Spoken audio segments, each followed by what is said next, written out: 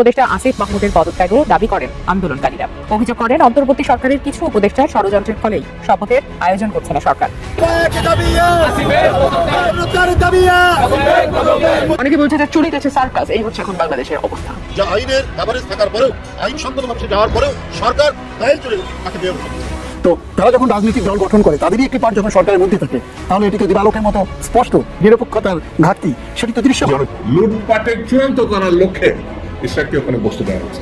এই সরকার হাতে আমার দেশের ভৌগোলিক অখণ্ডতা নিরাপদ নয়। জুলাই আন্দোলনে যাদের ফুলের মালা দিয়ে বরণ করেছিল, আজ সময়ের ব্যবধানে সে জুলাই যোদ্ধাদের বোতল নিক্ষেপ সহ জুতার মালা পরিয়ে উপহাস করছে দেশবাসী। অন্তর্বর্তীকালীন সরকারে শিক্ষার্থীদের প্রতিনিধিত্ব দেওয়া হয়েছে, সেটি যদি হয়, শিক্ষার্থীদের এক অংশ আন্দোলন সংগ্রামে আছে বা রাজনৈতিক দলে আছে, আরেক অংশ সরকারের ভিতরে আছে। তো তারা যখন রাজনৈতিক দল গঠন করে, তাদেরই একটি পার্ট যখন সরকারের মধ্যে থাকে, তাহলে এটিকে দিবালোকের মতো স্পষ্ট যে সেখানে লেভেল প্লেইং ফিল্ড বা নিরপেক্ষতার ঘাটতি সেটি তো দৃশ্য।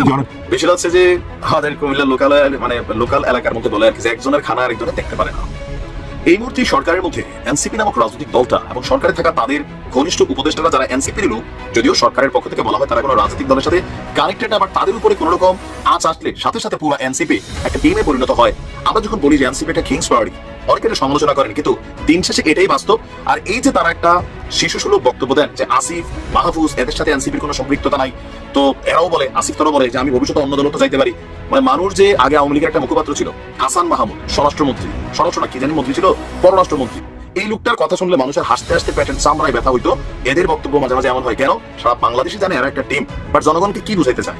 তো এই যে বুঝাবুঝি খেলাটার মধ্যে সে পেস্টা লাগা যায়, আমি নিজেও বুঝি না।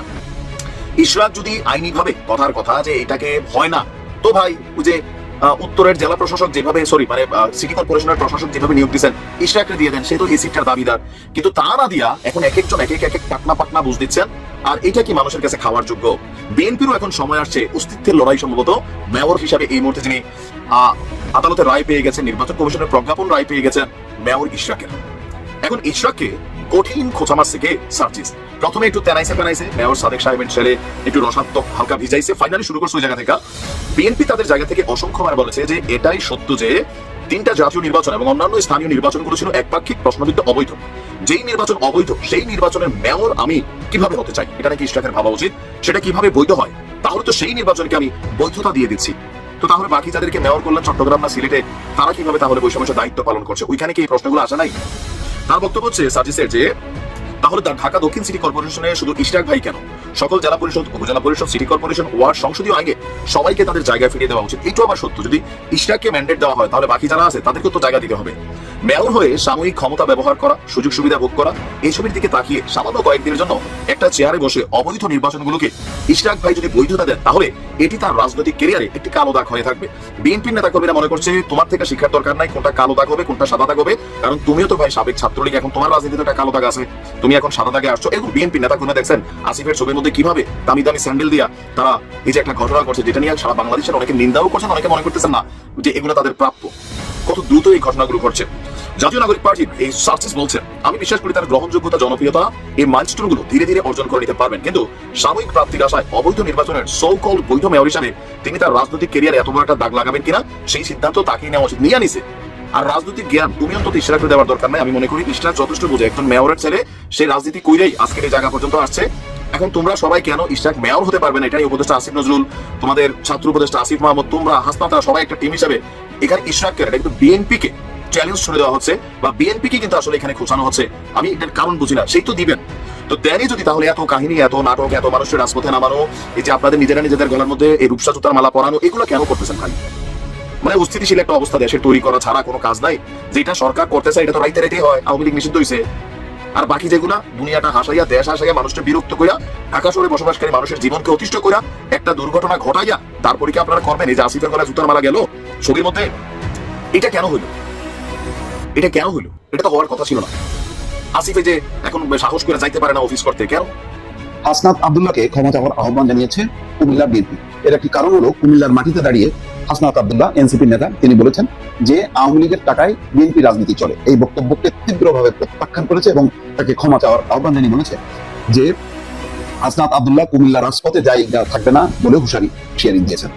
সোমবার বিকেলে কুমিল্লা প্রেস ক্লাবে আয়োজিত এক সংবাদ সম্মেলনে বিএনপির কুমিল্লা বিভাগীয় এবং জেলার নেতারা এই আলটিমেটাম দেন, যদি তিনি ক্ষমা না চান তাহলে কুমিল্লা রাজপথে তার কোনো অবস্থান থাকবে না। একই সঙ্গে হাসনাতের বক্তব্যকে শিশুসুলভ রাজনৈতিক অপরিপক্কতা এবং মানসিক ভারসাম্যহীনতার লক্ষণ বলে আখ্যা দিয়েছে বিএনপি। এর আগে গত শুক্রবার রাতে কুমিল্লা জেলা শিল্পকলা একাডেমির মিলনায়তনে জুলাই সমাবেশে সভাপতি হিসেবে বক্তব্য দেন এনসিপির দক্ষিণাঞ্চলীয় মুখ্য সংগঠক হাসনাত আব্দুল্লাহ। বৈষম্য বিরোধী ছাত্র আন্দোলন কুমিল্লা আয়োজিত সমাবেশে দেওয়া বক্তব্যের একাংশে হাসনাত বলেন, আওয়ামী লীগের কার্যক্রম নিষিদ্ধ হলেও তাদের অর্থদাতারা এখনো অক্ষত রয়েছে। আমি এখন যেহেতু কুমিল্লা রয়েছে তাই কুমিল্লাকে নিয়ে বলতে চাই, কুমিল্লার অনেক উপজেলা রয়েছে যেখানে আওয়ামী লীগের রাজনীতির পাশাপাশি বিএনপির রাজনীতিও আওয়ামী লীগের টাকায় চলে। আজকে আমি দেখলাম হয়তো একটা শুনানি আছে, তো আদালতে বিচারাধীন বিষয় নিয়ে কোনো মন্তব্য করা এখন সমীচীন হবে না। দেখা যাক শুনানিতে কি রায় আসে বা কি নির্দেশনা আসে। আর বিগত যে বিষয়টা নিয়ে আন্দোলন চলছে সেটার যে মামলা ছিল সেই মামলায় স্থানীয় সরকার বিভাগ পক্ষভুক্ত ছিল না এবং রায়ও স্থানীয় সরকার বিভাগের প্রতি কোনো নির্দেশনা ছিল না, এটা জানেন। এবং যেহেতু নানা ধরনের আইনি জটিলতা তৈরি হয়েছে, ম্যাচ সংক্রান্ত জটিলতা তৈরি হয়েছে, এই জটিলতাগুলো নিরসনে আমরা আইন মন্ত্রণালয়ের মতামত চেয়েছি এবং আমরা জানতে পেরেছি যেহেতু একটা রিট পিটিশন হয়েছে, আমরা লিগ্যাল নোটিশও পেয়েছি এবং ওই রিট পিটিশনের শুনানি হয়তো আজকে হওয়ার কথা। তো এই একদিকে বিচারাধীন, আরেকদিকে যেসব আইনি জটিলতা অ্যারাইজ করেছে সেগুলোর সমাধান হলে আমরা কোনো একটা সিদ্ধান্ত দিয়ে যাবো। বিএনপি আন্দোলনে যাওয়ার ঘোষণা ইস্টার্ট ফাউন্ডেশন, সেক্ষেত্রে ওনারা আপনাকে মূলত এই প্রতিবন্ধকতা মনে করছেন, এই ব্যাপারে আপনার ব্যক্তিগত দেখেন, যখন সরকার কাজ করে, সরকার একটা বডি হিসেবে কাজ করে, কেউ ব্যক্তিগতভাবে এখানে কোনো সিদ্ধান্ত নেওয়ার বা ইয়া করার সুযোগ নেই। বিশেষ করে এই ধরনের বড় ডিসিশন একা ব্যক্তি হিসেবে আমি নিচ্ছি, এটা ভাবার কোনো কারণ নেই। আর যেহেতু এখানে আইনি জটিলতা আছে এবং এখানে আদালতে বিচারাধীন বিষয় আছে, এখানে আমাকে ব্যক্তিগতভাবে আক্রমণ করে তো আসলে লাভ নেই। আদালতের যে আইনি লড়াই সেটা লড়তে হবে এবং যে জটিলতাগুলো আছে সেই সংক্রান্ত আমরা আইন মন্ত্রণালয়ের মতামত চেয়েছি। আইন মন্ত্রণালয় যেহেতু এক্ষেত্রে বিশেষজ্ঞ, তাদের মতামতের ভিত্তিতে হয়তো আমরা একটা সিদ্ধান্তে পৌঁছতে পারবো। অর্থাৎ আদালত যে রায় দিবে সেটি আপনারা মেনে নেবেন। মোহাম্মদ হেলাল মিয়া সস্ত্রী এসেছেন জন্ম নিবন্ধন নিতে, তবে নগর ভবনের কার্যক্রম বন্ধ থাকায় দুর্ভোগে পড়েন তারা। বনগ্রাম থেকে আসছিলাম, এটা জন্ম নিবন্ধনের কাজের জন্য আসছি, ঘুরায় আজকে আসেন কালকে আসেন। শুধু হেলাল মিয়া নয়, এরকম অনেকেই ঢাকা দক্ষিণ সিটি কর্পোরেশনে এসেছেন নাগরিক সেবা নিতে। কেউ এসেছেন জন্ম নিবন্ধন নিতে, কেউ বা ট্রেড লাইসেন্স তৈরি করতে, আবার অনেকেই এসেছেন দোকানের নামজারির অর্থ জমা দিতে। কিন্তু ইশরাক হোসেনকে মেয়র হিসেবে শপথ পড়ানোর দাবিতে শনিবার থেকে ঢাকাবাসী ব্যানারে বিক্ষোভকারীরা দক্ষিণ সিটি কর্পোরেশনের ফটকে তালা ঝুলিয়ে দেয়। এতে সকল কার্যক্রম বন্ধে দুর্ভোগে নগরবাসী। থেকে শিখরে 7 দিনের মধ্যে যে জমিদারি ভাড়াটা আছে ওটা দিতে হবে বাধ্যতামূলক। যদি না দেওয়া হয় সেক্ষেত্রে আমাদের যেই দোকানের রেজিস্ট্রি আমরা সিটি কর্পোরেশন থেকে কিনেছি ওইটা ওনারা বাতিল করবে। মনিমন্তের কাগজ হারানো গেছে, ওই কাগজটা উঠে বার লাগিয়া আর একবার আইছিলাম, কয় যে থানায় জিডি করতে হবে। থানায় জিডি করছি দেশে, এখন কয় যে এখন হইবে না, পরে এখন ওই গ্যাঞ্জাম চলতেছে, ওই গেট করতে আলাদা। ইনফরমেশন একবার ফিল আপ করলে বলে যে আপনি তো ইয়া করে ফেলছেন, ডিউ করে ফেলছেন, তখন জানি না কবে নাগাদ পাবো সার্ভিস। নগর ভবন ঘুরে দেখা যায় পুরো ভবনের সবগুলো ফটকেই তালা ঝুলছে। এ ভবনে স্থানীয় সরকার মন্ত্রণালয়ের উপদেষ্টা আসিফ মাহমুদ সজীব ভুইয়ার অফিস থাকলেও সেই অফিসের গেটও ছিল তালাবদ্ধ। পঞ্চম দিনের মতো ইশরাক হোসেনকে মেয়র পদে না বসানোর প্রতিবাদে ঢাকাবাসী ব্যানারে রোববারও বিক্ষোভ করে তার সমর্থক ও অনুসারীরা। এ সময় স্থানীয় সরকার মন্ত্রণালয়ের উপদেষ্টা আসিফ মাহমুদ সজীব ভুইয়ার পদত্যাগ দাবি করেন তারা। এই নগর ভবন বাঁচাতে হইলে আমাদের নির্বাচিত মেয়র খুবই দরকার।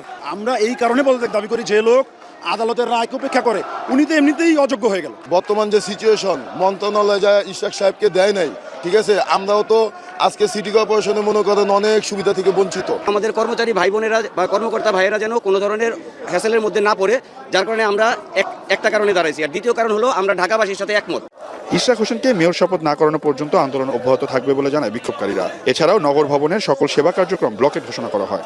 নগর ভবনের কার্যক্রম অচল করার জন্য আগামী দিনের জন্য ব্লকেট কর্মসূচি দিলাম। আমরা প্রকৌশলী ইশরাককে মেয়রের শপথ না নেওয়া পর্যন্ত আমরা এই আন্দোলন আমরা চালিয়ে যাব। সকালে এখন টেলিভিশনের সাথে ফোনে কথা হয় ডিএসসিসি প্রশাসক শাহজাহান মিয়ার সাথে। তিনি জানান, আইনি প্রক্রিয়ায় ঊর্ধ্বতন কর্মকর্তারা যে সিদ্ধান্ত নেবে সেভাবেই ঢাকা দক্ষিণ সিটি কর্পোরেশন কাজ করবে। আইন প্রক্রিয়া হওয়ার কারণে এখানে প্রশাসকের করণীয় কিছু নেই বলেও জানান তিনি। এগুলো তো আসলে এখন চলছে না, যেহেতু তালামারা পুরো ভবনেই আমাদের অফিসাররাও কেউ ঢুকতে পারছে না, কোনো কাজকর্ম এগুলো করছে না। এটা তো আমাদের ঊর্ধ্বতন কর্তৃপক্ষ তারা ওকে পান। আর বিষয়টা যেহেতু আইনি প্রক্রিয়া, এখন এটা বিষয়ে আমাদের ঊর্ধ্বতন কর্তৃপক্ষ অবশ্যই তারা যে নির্দেশনা দিন আমরা সেভাবে কাজ করব। গত 27 এপ্রিল আদালতের রায়ের পরিপ্রেক্ষিতে ইশরাক হোসেনকে ঢাকা দক্ষিণ সিটি কর্পোরেশনের মেয়র ঘোষণা করে গ্যাজেট প্রকাশ করে নির্বাচন কমিশন।